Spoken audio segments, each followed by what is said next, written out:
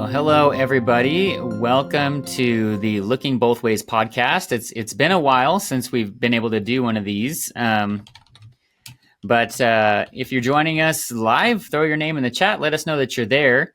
But yeah, it's kind of been a crazy summer. We stopped doing this over the summer, just as we had a bunch of stuff going on and people in and out of the office and all that stuff. And then now we're coming to the end of summer and we're heading into a sabbatical. So again, lots of stuff happening in the life of our church. And so Pastor Rich wanted to do this to just be able to kind of communicate with you all and really talk about what we're doing over the month of August. So Pastor Rich, take it away, my friend. All right. Well, thanks again for the time, everybody. And thanks, Tim, for doing this with us. And I just wanted to review for everybody who can listen to it and share this out to whoever can listen to this and do this. I'm actually surprised more and more people are looking at YouTube more than you would think. You know, I talk to people in church, they go, "Oh, I watch on YouTube." And I'm like, "You do?" And so that's kind of it. But the reason we're doing the sabbatical is because we need rest. Rest is a pattern that God has put into creation. We see it in Genesis and we see it all throughout. Jesus is the Lord of the Sabbath. Yes, we all get all that and understand that. But even Jesus went away. There was a time when he was taking the disciples away. He says, "Look, we got to get away from this. You just got to do that." So the whole purpose of this sabbatical for all of us is restoration, not just in the sense of taking a break from the responsibilities of ministry that you guys are faithful to week in and week out, but also in the sense of restoration for your own body, from responsibility, your own soul. And I really would like people to try and take the opportunity to do that and to try and encourage them to do that. And so we're supposed to keep those things holy and devote those things to God. And you can do that in 1,000 different ways in doing this. And so I want to encourage you with that. So restoration. What's something that you haven't been able to do that you've neglected in the busyness of life that has to do with your relationship with God, whether it's prayer time, quiet time, just often your own time with Him. Take the time to do that and take advantage of that. How about time with other people? I mean, for Pastor Tim and myself, and I'll just speak for me, I'm busy all the time. My wife is busy all the time. I'm busy here. Obviously, my wife works and she's busy there. We have a grandkid now. I got kids running back and forth to school like everything. Things get time with ourselves, time as a family. Do something like that. That's a holy thing. God wants you to spend time with your family. That's okay to do that. Maybe it's restoring a rhythm of worship as part of your life. What's often neglected in life is God gets bumped. So sabbatical is a time to say, I'm saying the church life, don't bump God. Take time and don't bump God. We always do that. We're trying to give you an avenue to be able to put God back in, develop the habit, and then you can go forward with it at that point and take the advantage to do that. Prayer. I challenge you to, if you don't pray every day, pray every day. I can't pray for a long time. Pray for some time, 5 minutes, 10 minutes. Start somewhere.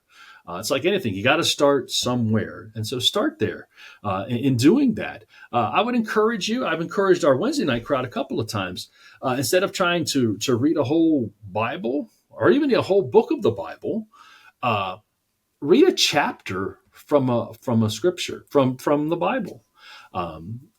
Go to Ephesians chapter 4, where it talks about how we as a church are to relate to one another and relationships, and just meditate on that for a month. I mean, just go back through it. I guarantee you, just from Ephesians chapter 4, if you read it slow, you could spend an awful lot of time in thinking through those kinds of things. So that's the encouragement to restore positive spiritual behavior. It's kind of what we want to do, right? You know, we want to start there and to do that and to develop some disciplines that help to feed our soul. We often neglect our soul in the busyness and the hecticness of life, and we don't even know what to do with that anymore. So I encourage you to do that. So that being said, let me just go over, and Tim, you can help me with this as well, and then you can share what you've already put together as well. Okay, what's going to be happening? We will have Sunday morning worship. We will have 8:30. We will have 10:15. We will have our Spanish service at 12. Okay, those are going to happen. There will be no nursery. There will be no children or students during those times on Sunday morning. They will stay in service. They will stay in church. Um, Prepare for that. I know that the children's and ministry for the young ones up to about second grade, I think is what we said. We'll have busy bags for them. For your older kids, as parents, if you think that's going to be an issue, think through it. Make them their own busy bag, or do something that can help them. The kids need to learn to sit in church at some point. You and I did. We all did. I mean, back in the day, we didn't have any of the stuff that you got to have people sit in the chair. I had to sit, and if I did anything to distract, I heard about it or other things, but that's another conversation for another day. So we want to do that. And so that will be going on. So no, that's it on Sunday. There won't even be Thirsty Soul on Sunday mornings. Okay. I'm letting you know that now. So go get your coffee or bring your coffee or whatever you got to do. But even the Thirsty Soul is taking a sabbatical during the month of August. Okay. There will be no midweek activities on Wednesday night. So there will be nothing on Wednesday night as well. Well, so we're just doing worship. That's okay.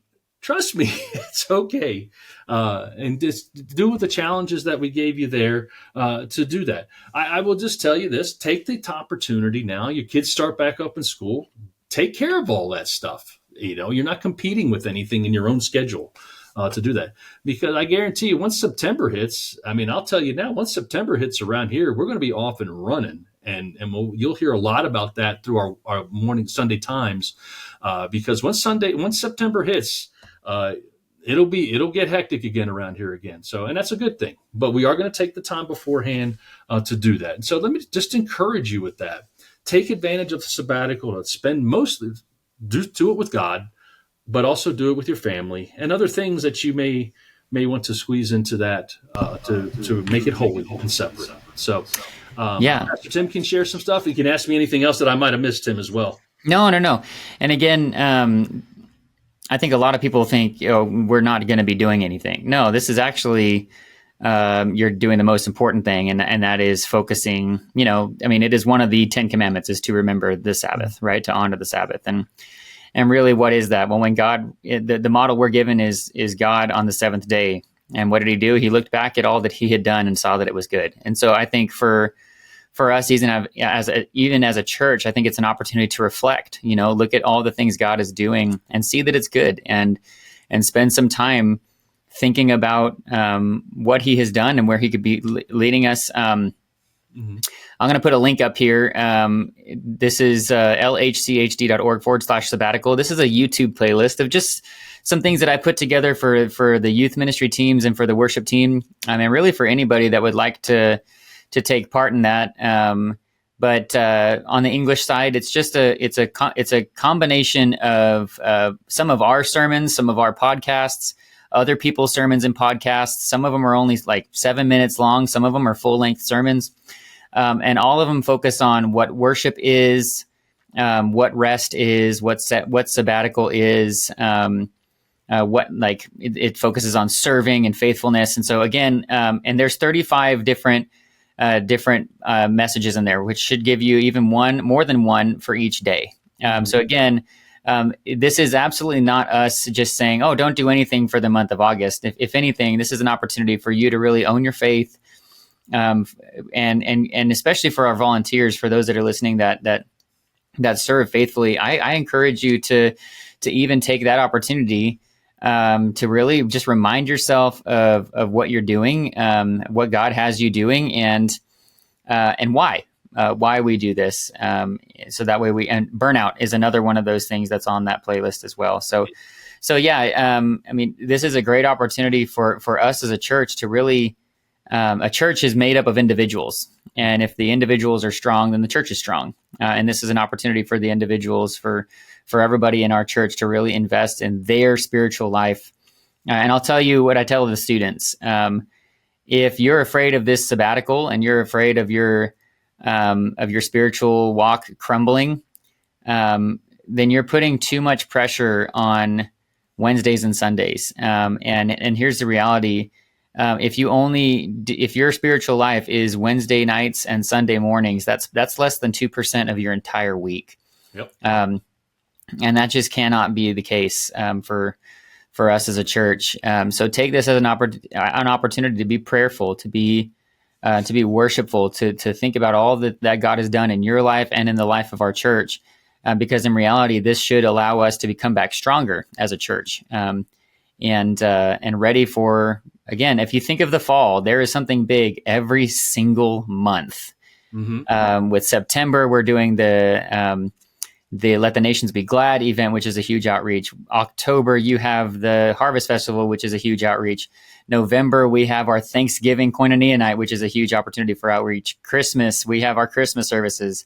And then we just collapse in January. So take this as a chance. Take this as an opportunity to really prepare yourself for what God has coming for us. Yeah, and to look forward to things. One of the things that in other churches that I know that have done this, and I've talked to them, this isn't a new thing we're trying to do. I remind you guys of that. I'm not bringing anything new to you. Trust me, when it comes to these kinds of things. But the workers look forward to the time of rest. Certainly they do, but they also look forward to the year. Those who take advantage of the ministries look forward to it when they come back, appreciate them more when they come back. We all should do that. It's you see what happens when you pull back everything that we do and you realize how much it takes to do all that we do, even for a church our size. And just, thank God for it, that we're able to, and we have a place and God provides for those things. And then look, you can thank a worker. You know what? During the sabbatical, if you have a child that has benefited from the ministry that has been given and you're not going to have it for a month, why don't you take that youth worker, that youth couple or whatever, take them out to dinner or for lunch or something. You have the time and to do some kind of appreciation for them as well. And to do that, there's just many ways to do it that are God honoring and encouraging to the entire body and to value when we come together for those things. And so that's what I would encourage people to do with that. And again, you have to think, I need to be better. And I'm trying to lead you guys to be better about taking care of your soul. If there's anything I've learned a whole lot about over the last 18 months is your soul. Your soul's kind of important. and not just your soul in the fact that it goes to heaven, and we want our souls to go to heaven and all those things, but it's really taking care of your soul now. And a lot of the things we've been talking about with Joseph, forgiveness and reconciliation, we'll talk about that this week, those are soul issues. And you have to really look at your own soul to really dig into that kind of stuff. And that's what sabbaticals do, and that's what they're for. I think about, we're going to be looking at Moses here in Exodus here in a couple of weeks, and think about, Moses' time off the mountain. Those are sabbaticals. They're absolutely sabbaticals. They are God-ordained, God-driven sabbaticals. And he came down off the mountain different every time, if you think about it, because he had the Shekinah glory of God when he came down. And, sometimes he came down with things, and sometimes he broke the things that he came down with. And, and so with that. So it's important to really think about that. And again, to try and help you.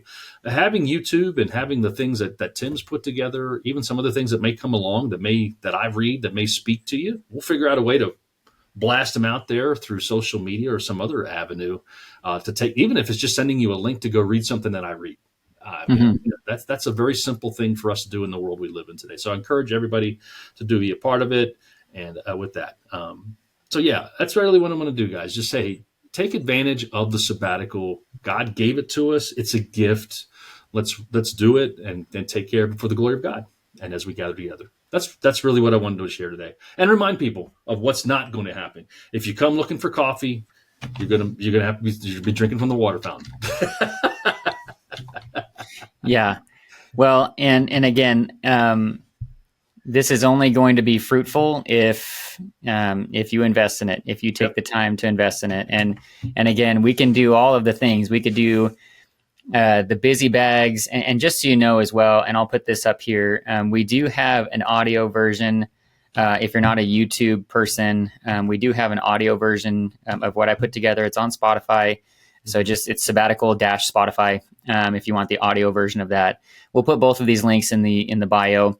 Again, some of them are sermons from just previous from our church in the past. Some of them are previous podcasts that we've had. But it's also just a great opportunity as well to learn from a lot of people that are just doing ministry every single day. But again, you're only going to get out of it what you put into it, and in reality, man, it could be such a blessing, not just to our church, but really to so many people and to you as you really get to grow in your faith.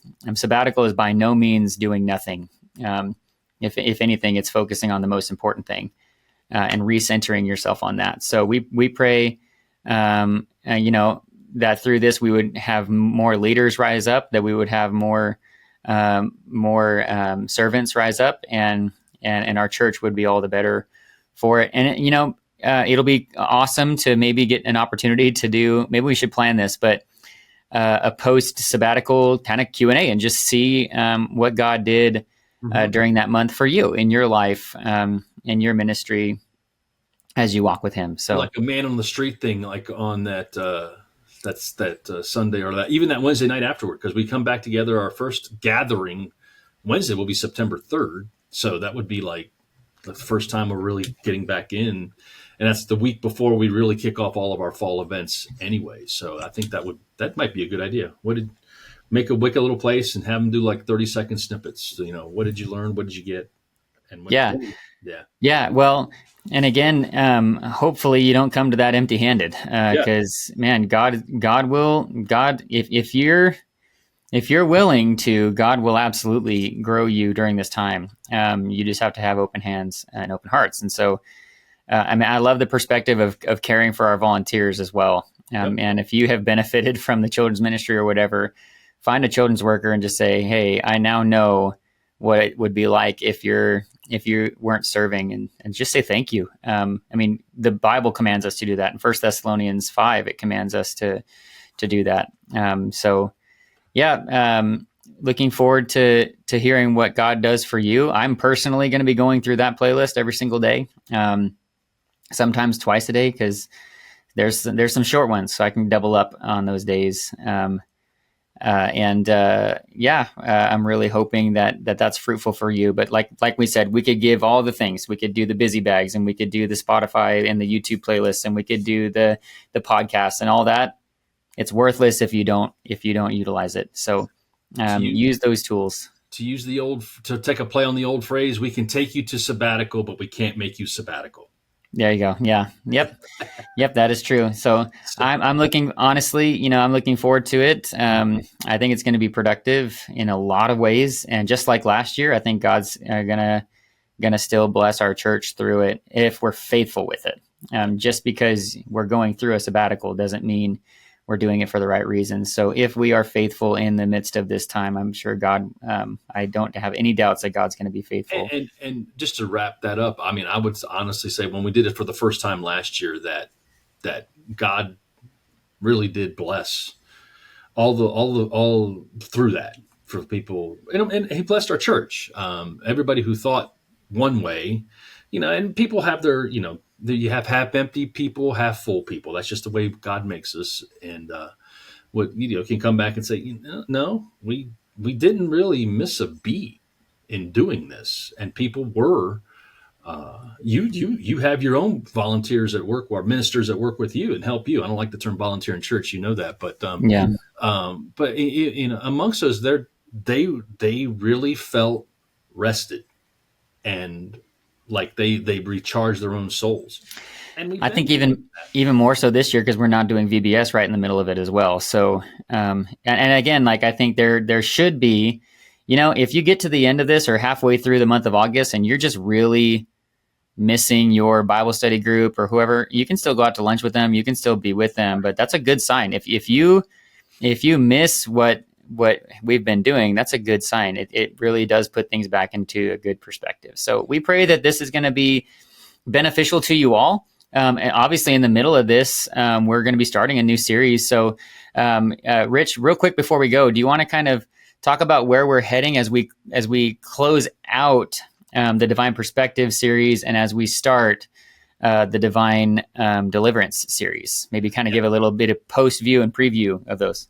So we're just kind of moving along in the story. We're not really. It's like the next episode. It really is.